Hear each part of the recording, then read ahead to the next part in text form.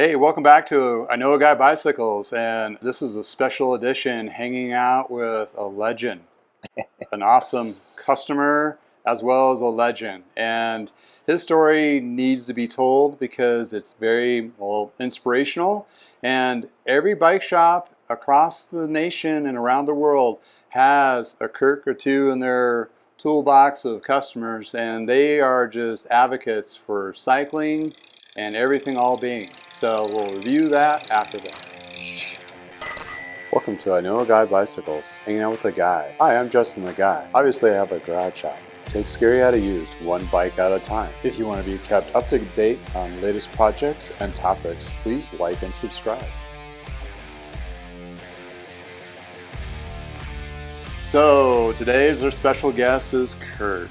Kurt bought a bike for me 4 years ago. This beautiful blue and silver Le Mans, and is starting off this journey of working in a garage and refurbishing bikes and having customers come into your house is about as different for me than it was for my customers at the time. And now it's a pretty comfortable transition for a lot of people, and from COVID and so forth. But in any case, Kurt here, he bought a bike for me, and then lo and behold, he kept calling me back for various reasons. Oddly enough, not complaints. Not complaints. It's usually that with, we're expecting that.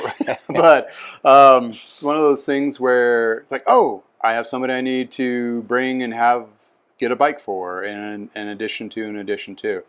So my story, I want to share that, but that's the little bit of my story. I want to talk about Kurt's story, and I want to start off with basically not the beginning, no, not the diapers part, that kind of thing. That's coming. I want to talk about what made you think about getting a bike and reaching out to me. And do you remember how did you find me? Well, I think I located the bike for sale on Facebook Marketplace, probably. Okay. I was just poking around. Sure. I've ridden bikes my whole life, say out on the farm, and then through college, and then. Were you like professional rider? Not at all. Very wreck? much recreational rider. Okay. Ride bikes with the family. Okay. Whatever. Nothing professional of any kind. Okay. Got well acquainted with the Poudre River Corridor Trail. Got a 21-mile trail from Greeley over to Windsor, and I don't like to ride in traffic. Yeah. I don't like to mix with cars, so sure. This trail is a fabulous place to get out and ride. And I had a heavy commuter style bike, but I was putting the miles on it, and I just got the notion that this is doing me a lot of good. For an old guy, this was the best thing that I've done for myself health-wise. And how old were you? I'm 70 now, so okay. This is about 4 years ago. Oh, okay. When I really noticed the health benefits of it, and I decided I want to get a good bike. I didn't know nothing about a road bike. I know nothing about sizing of a bike. I didn't really know what I was looking for, okay. But here was this ad, and I thought the bike looked cool, and so let's check it out. Right. Is this like any other Facebook Marketplace seller? And you weren't. No. I was trying to be a bike shop in the garage, which I still am, a bike shop in the garage. Yeah. So so initially what I try to do is provide that warm hug that we used to provide back in Parker Bikes days, mom and pop shop, my pass. And that's what I was, trying to get people into road riding without spending over $1,000. Right. So you coming up as a complete noob is my wheelhouse. That's where I can, not to toot my own horn or anything, but that's where a lot of shops have lost over the years, where they need to regain. But listen to your journey. Starting off, you got the bike, you noticed some health benefits, sleeping better, eating better. Yeah, just a general all around health, fitness, energy, the aerobic aspect of it was fabulous. I used to be a runner, but the 70-year-old joints will not take that pounding. Yeah. And kind of one of my credos, especially as a retired guy, is this should be fun.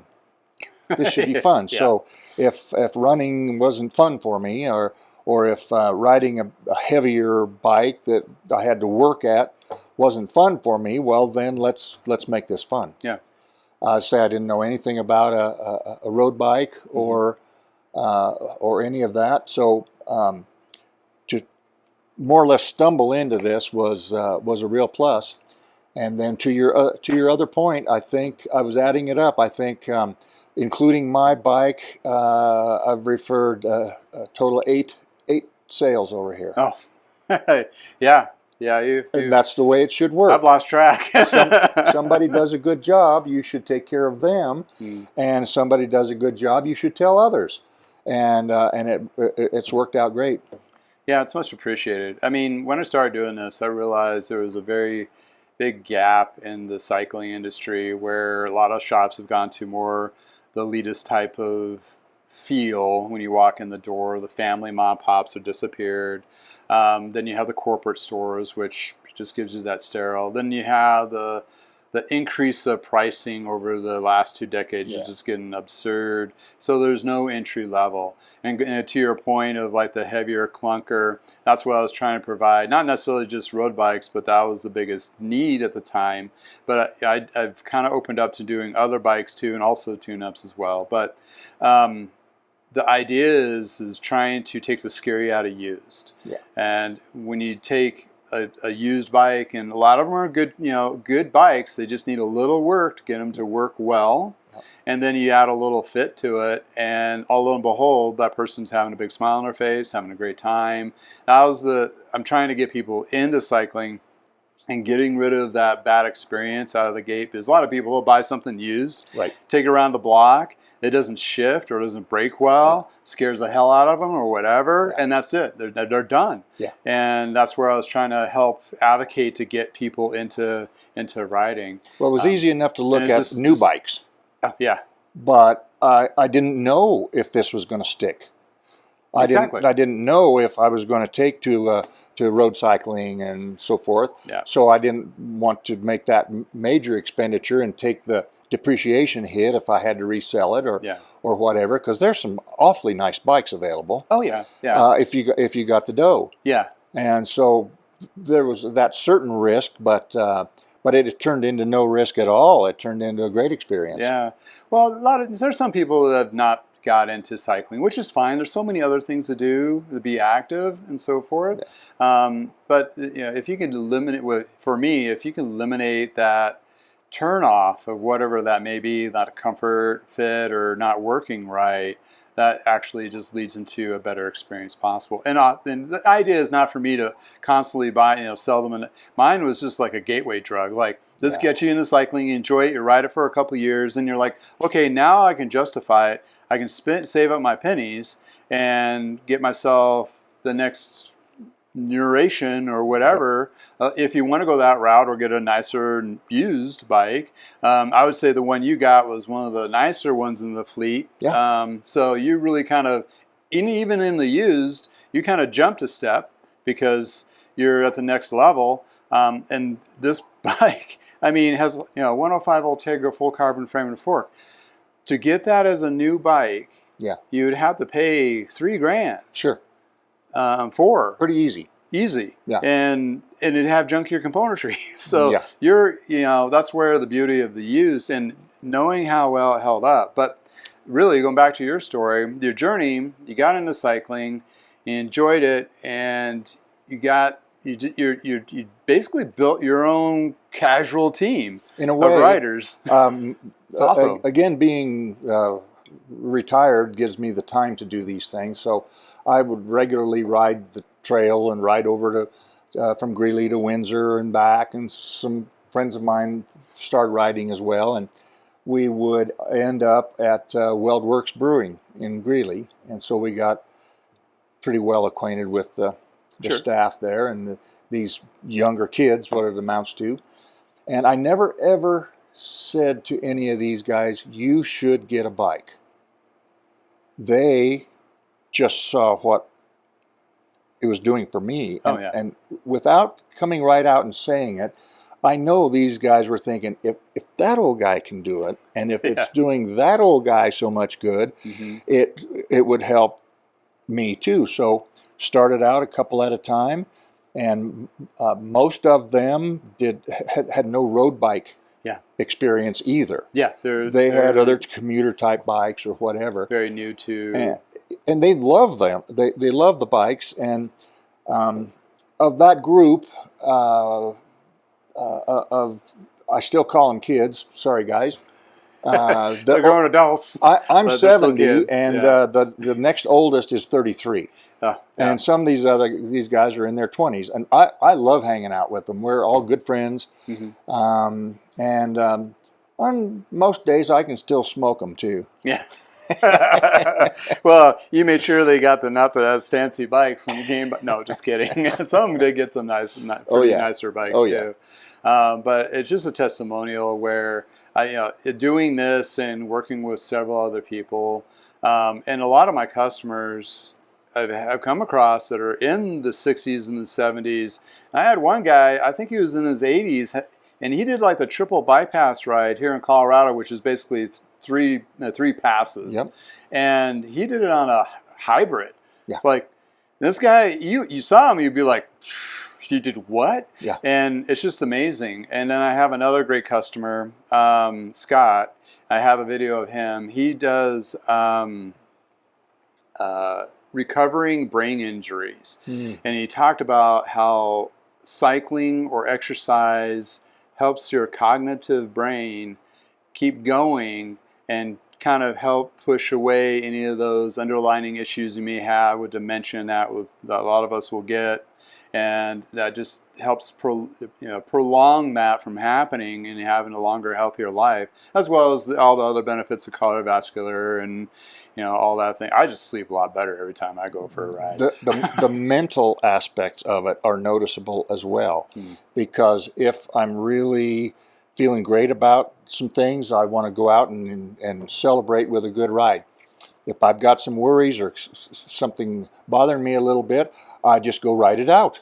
Yeah. And so it's my own therapy. Those are usually the 50-mile rides. Yeah. I love his philosophy. He tells me, I just go. Like, I wish I had the retirement aspect of like, today I'm just getting on my bike.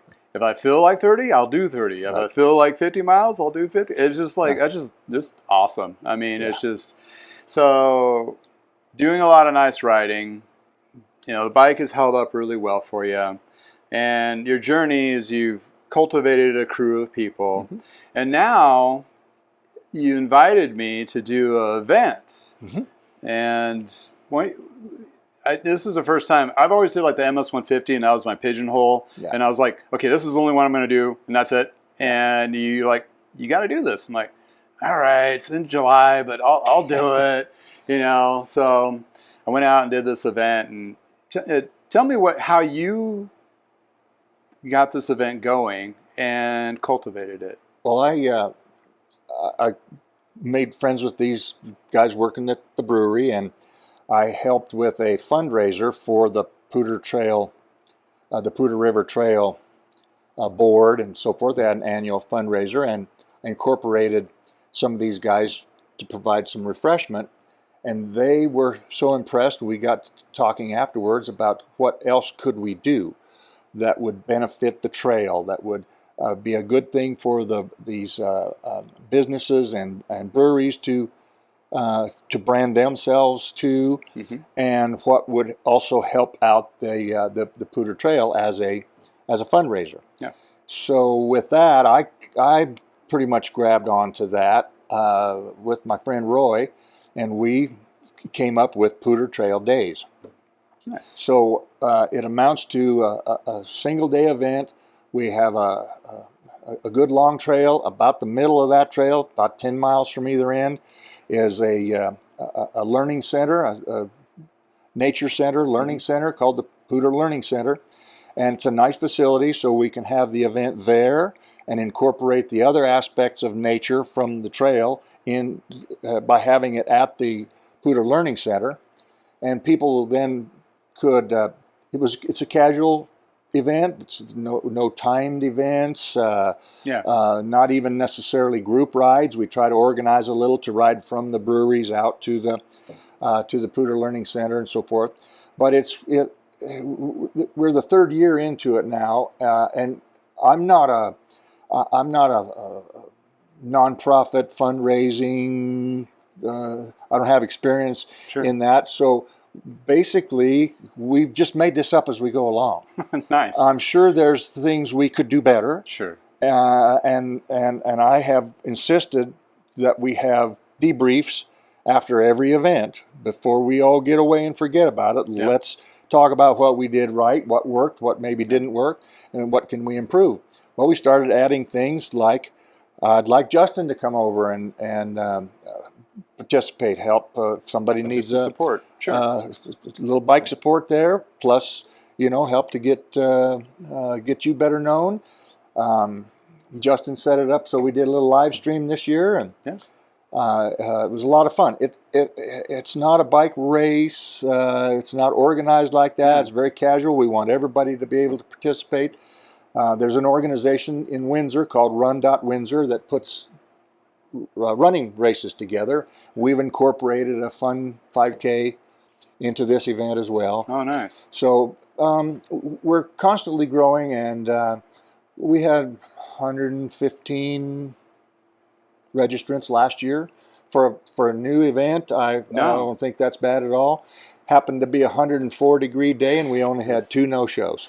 Yeah, it was pretty toasty. It was toasty. It was really hot July this year. Yes. But yeah, I mean, just to applaud you first getting to riding for your own health, to improve yourself, and then you add and incorporate, be an example of younger lads to get into it, and they love riding. He shoots me pictures of them on their group rides, and it's like awesome. But they're all just smiling, having a great time. Yeah. Kirk's like, "Yeah, I picked you up," and then now getting involved within a 4-year period of time, getting involved, establishing this Poudre Trail Days, which leads to your latest venture, getting into trail addition and maintenance and all that. Because let me give you a backstory. I live in a town that's Loveland, Colorado, and Fort Collins, Colorado is our neighboring city to the north. And we have well-established paths around the cities, and they connect, and you can be riding all day long without being on the same path twice. Well, part of that Poudre Trail does fall is the Poudre River, is Cache the Poudre. Cache the Poudre River. Cache the Poudre, which is basically, you know what that means? Hide the powder. Hide the powder, or keep your powder dry. I think there's a different translation. It's French. I don't know why they're keeping their powder dry. But in any case, it goes up pretty far up north of Fort Collins. And we have this highway which kind of divides us from the other side of Windsor and the Greeley area. Interstate 25. Yeah. And the Windsor, Timoth area, they're developing and growing. They're adding paths, and Greeley's had its path. And you were telling me you got involved with the trail system peoples. Yeah, I've met with the trail people on trail maintenance. We're currently working on putting together a trail ambassador program where we'll have volunteers that can be the eyes and ears out on the trail and to help people with wayfinding or information about what they're seeing in the environment and so forth. And not an enforcement kind of a role at all, but a friendly, hey, we're out here, sort of a role. It's like courtesy patrol.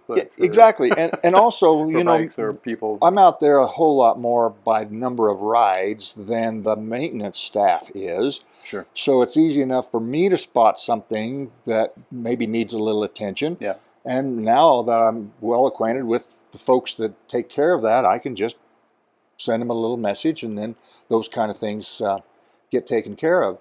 I've also been involved in at least educating myself about regional trails and connectivity and so forth. And there's some connections being made get across I-25 Yeah. that we were talking about. Yeah.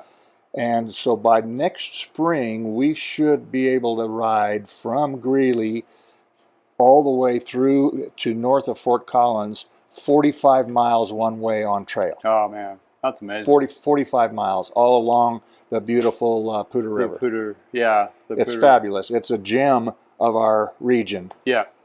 People really get a lot of use out of it. We have a lot of visitors that show up, and the more people know about it, it's the kind of trail people want to ride. Oh yeah, absolutely. I mean, I was introduced to the Poudre River by my grandfather fly fishing back decades ago, and we'd go up into the hill in the mountains, and it's a beautiful river. And yeah, having that section being completed, I mean, you could almost do a double century on all the bike paths in one day, and not be on the same path twice. Correct. You know, it's just amazing once you get that all connected, because it's, you know, you're adding so much more inviting for people, not just for cycling, for walkers, runners, anybody who wants to utilize those paths and so forth.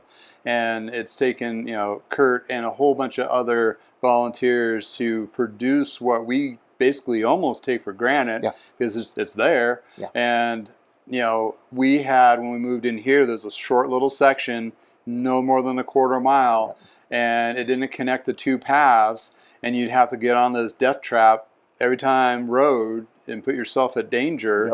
And once they got, you know, it's usually land developer or landowners that usually are the stick in the muds, but once they either pass away or the land gets sold to a developer, the city of Loveland, as well as Fort Collins and Windsor and Greeley, they will tell those developers, like, no, you're going to put a path right through here, and this is where it's going to go, or we're not going to submit you any building permits, which is, you know, kind of leveraging. But it at the end of the day, I know my community up here, my neighborhood, they love the bike paths. They jump on it and they go. We see them neighbors all the time.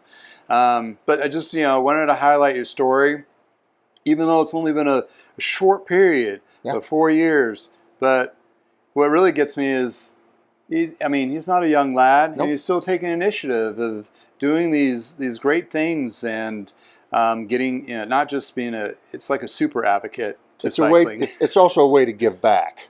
Sure. You know, I really believe in supporting your local community, local merchants, so forth. But if you can better the place that you live, then I think you should. Yeah. And again, having some of the time in retirement to be able to do this, it's my way of selfishly taking care of the things that I like, but also a way to give back. Yeah.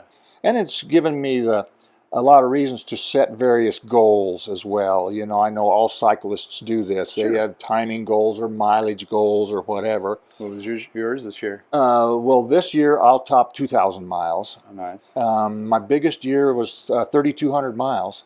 Wow. And then this year I didn't set a mileage goal. Instead, I decided I would set a goal to ride my age. So I turned 70 in March, and then about June I made a 70-mile ride. Nice. Yeah. That's awesome. Not bad for an old guy. Oh, yeah. Not bad at all. Not bad at all. Well, I mean, I could say this for sure, that we all appreciate you doing what you do and getting, you know, I'm sure all those brewer guys are just tickle pink that you're part of their crew and getting them out riding. And you know, Greeley is not known for cycling really per se as a town, but it can be. Sure. And that, you know, that's another testimonial. Is like, you can take a city where it may not have a huge infrastructure for it, but be an advocate, talk to the city council, get things moving along. And at some point it will happen. I mean, sometimes it just, you know, it drives us crazy. Like, that should have been done years ago, but it never did. But lo and behold, but if you can put enough to it, it's actually going to come to fruition, and it's going to be something that's be used for generations and kids and families and cycling groups and the years to come. I have so much appreciation and indeed reverence for the people that first envisioned and then went through the efforts to establish this trail, the first 21 miles of it. Yeah. Been there about 25 years altogether, not all parts of it, you know. Yeah.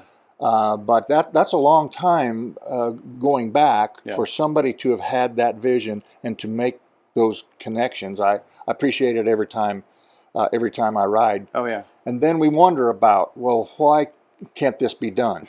Well, part of it is our original trail, 21 miles, was built for about $6 million, six and a half million, the whole trail. Yeah. Today, trail construction is $1.5 million a mile. Oh. So that's a lot it's of really tough if you're fundraising and taxing.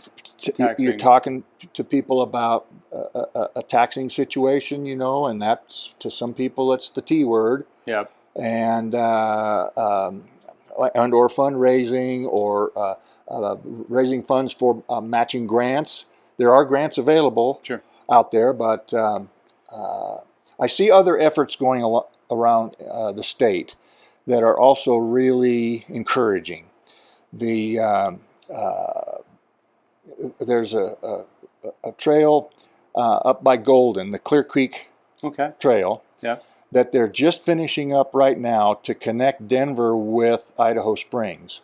Oh wow. The latest stretch is $80 million for 3 miles. Oh my goodness. For 3 miles. If you've ever seen or been in on I-70 through Glenwood Canyon, Yeah. and you see the hanging road and so forth, that's what this looks like, only it's a bike trail. Oh, okay. Well, for somebody to make that, and the government entities and everybody to make that kind of effort and expenditure to create a dedicated trail for trail users, it's fabulous. And I see more and more of that. Cities, Greeley included, all trying to be more and more bike friendly. Well, we have a change in infrastructure or demand. I mean, a lot of people are, e-bikes has definitely pushed that. Yeah. I don't, it doesn't matter what you think about e-bikes, but it's actually driven a lot of people to commute. Right. And if you build a infrastructure of, I mean, this is proven in the East Coast, like a lot of riding in other countries, other cities where it's, like Amsterdam is like a major. Sure. It's like nobody has cars; they just ride. It's if we can cut those barriers down and add more cycling, which increases general health of the population. It decreases pollution, and all those things, and brings more mechanics. About half of my guys that we talked about are ride their bikes to work. Yeah. Where they hadn't necessarily before. Yeah. So whenever they can, they try to get out there. Oh, it's a win-win. I see plenty of e-bikes out there too. And what I see mostly is people that would not otherwise be out there. Exactly. So someone asked me, Kirk, what do you think about e-bikes? And I said, well, I think it's a little bit cheating right up until I get mine. Yeah. But at this point, I tell them I'm still on a me-bike. Yep. Mine's not e-powered. Mine is me-powered. Yeah. And I still love it. So I don't have direct reason to go to an e-bike, but if it keeps me going, I'm not opposed. Yeah. A few years back when they first hit the scene, a lot of us were like, "What the hell is this?" But I think it's really came. There's still a lot of negativity to it. And there are some concerns and some things that need to be addressed about the batteries and so forth. Right. But that's not what we need to talk about. But what I've seen in a positive light, though, like you mentioned, especially on the route that I ride around here, I see a lot of older groups of individuals. This is great. There's like a group of old ladies that ride on their e-bikes, and they're not going fast. Right. I mean, they're just, I blow by them every time on the way out and on my way back, and they're still riding. Yep. But they have the biggest smiles on their face. They're just probably going out to go get coffee or whatever and having a great time, but they're outside riding. Yes, exactly. And that's one thing. The commuting aspect is another huge thing for people that may have a little bit further distance. That'd be a little bit hard for them to get on a regular bike, but with the e-bike they can do that, especially on longer days. I know people that commute for work between Greeley and Windsor. Yeah. And that's just about any spot on there, it's 20 miles one way. Yeah. And they're using that as a commute. Our former director for the trail was a banker, and he lived in Greeley, worked in Windsor, and used the trail as a commute. And that worked him into being so familiar with and so dedicated to that trail that he retired from banking and took on the job as the executive director of the trail. Nice. So it just all kind of fell into place. Yeah. Yeah, another e-bike aspect, I mean, commuting's great, and that really helps everything. People, environment, all that. But in addition to group rides, you know, when people are getting, I know several groups that they have a couple of cats that used to be able to keep up with everybody, but now they're a little bit older, have had some health issues. But this gives them an opportunity to be able to get on a bike, do those longer rides, and be part of that group without feel like they're detrimenting. And also, couples. I mean, every couple, one person's usually a stronger rider than the other, and if you add one e-bike to that mix, you have a lot more enjoyable experiences. I come back to the fun aspect of it. It's not fun to. It's fun to go with a group, but it's not fun to go out and then you get dropped, and all of a sudden you're not with the group anymore. Yeah. Or you feel like you're slowing them down. Yeah. So, and I've seen the progression of the e-bike technology as well. Mm-hmm. There's some you can't hardly tell. Yeah. And then there's others that it's an electric motorcycle. Yeah, I see those are just, like I'm riding the other day and I see him in my mirror and like this guy is like, he's like up, and he's coming up, approaching me, and I'm like, oh, he must be on an e-bike. But every time I look back, he was not pedaling. Right. And I'm like, so what are you doing? Well, some of them have got the big knobby tires on them as well, so I can hear them coming. Yeah. But in every group, whether it's the walkers or the dog walkers or a road cyclist, the skateboarders, or the e-bikers, in every group there's a small group of hooligans. Oh, yeah. Somebody that wants to flaunt the rules, go too fast, cut people off, not get out of the way, so forth and so on. But it's so small. Yeah. What I see mostly out on the trail is happy faces. Yeah, happy faces, pedaling with their assist bikes, so forth. Well, that's an awesome journey. What's next? What's on your docket? Well, again, at my age and stage of life, I don't see expanding too much. Just being able to maintain what I'm doing. That's awesome. If I can keep this going, a friend of mine that I run into maybe once every other week is 80 years old, and he's riding 100 miles a week. That's awesome. So he had triple bypass surgery last November. Oh, wow. Taking care of an ailing wife and so forth, but the guy is out there. Awesome. So we compare notes, and then he always reminds me, well, I got 10 years on you,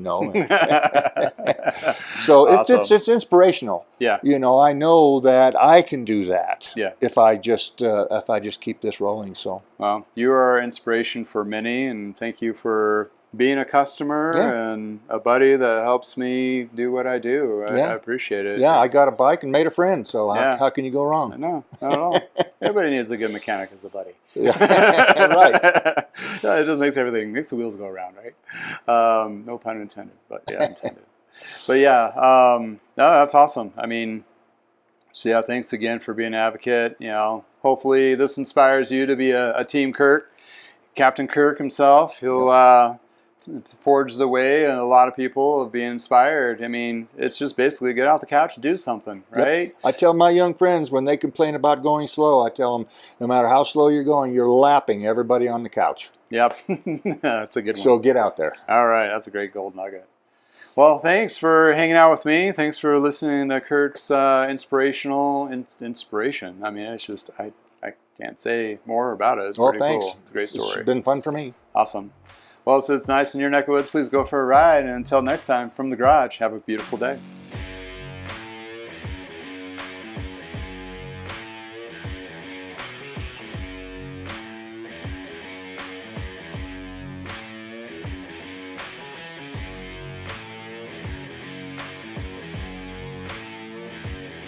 It doesn't seem ever ending either. No, I don't have good news for you. I know it's not a good ending. I hang with all these younger guys, and they start to fuss about an acre of paint or whatever. It's my standard response. I don't have good news for you. It's going to get worse. All right. I sound professional, but I'm really just a bike mechanic. why it works. That's why it works. Yeah, it's like I never thought I'd ever be doing this. So today's our special guest is Kirk.